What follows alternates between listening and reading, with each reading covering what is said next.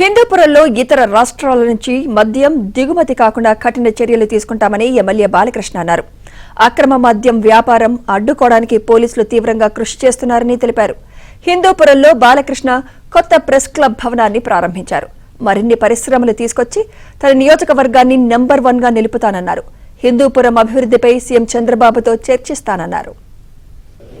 పక్క రాష్ట్రాల్లో నుంచి మద్యం రావడం అది ఇది అయ్యి ఆయన పోలీసు వాళ్ళంతా కూడా చాలా నిబద్ధతతో చాలా వాటిని అరికట్టడానికి వాళ్ళు పూర్తిగా వాళ్ళ పని చేస్తున్నారు. వాళ్ళు ఇవన్నీ కూడా ఇంకా ఎన్నో పరిశ్రమలు రావాలి. పరిశ్రమలు కూడా రావడానికి సిద్ధంగా ఉన్నాయి. కొన్ని వాటితో కూడా చర్చించడం జరుగుతుంది. రైజా వాళ్ళు అయితేనేమి అప్పుడు అట్లాంటి వాళ్ళు కూడా ముందుకు రావడం ఇట్లా మళ్ళీ మనం ఇప్పుడు ఏంటంటే సింగిల్ విండో సిస్టమ్ అంతా క్లియర్గా ఉంది వాళ్ళకి.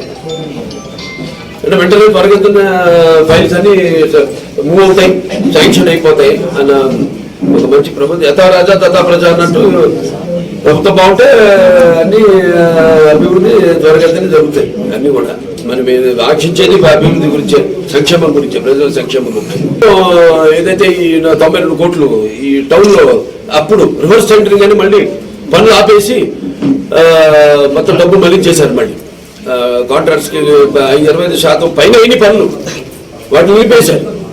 ఆ పనులన్నింటికి మళ్ళీ 92 కోట్లు ఆ ఫైల్ కదులుతుంది. అయిపోయింది, ఆల్మోస్ట్ అయిపోతుంది. ఇంకొక 120 కోట్లు మన హెచ్ఎన్ఎస్ఎస్ ఏదైతే పైప్ లైన్ ఉందో అది ఇప్పుడు సరిపోవట్లేదు. మనకి 8 ఇంచులు ఉంది, దాని 12 ఇంచులకి దాని తర్వాత ఇంకో వైట్నింగ్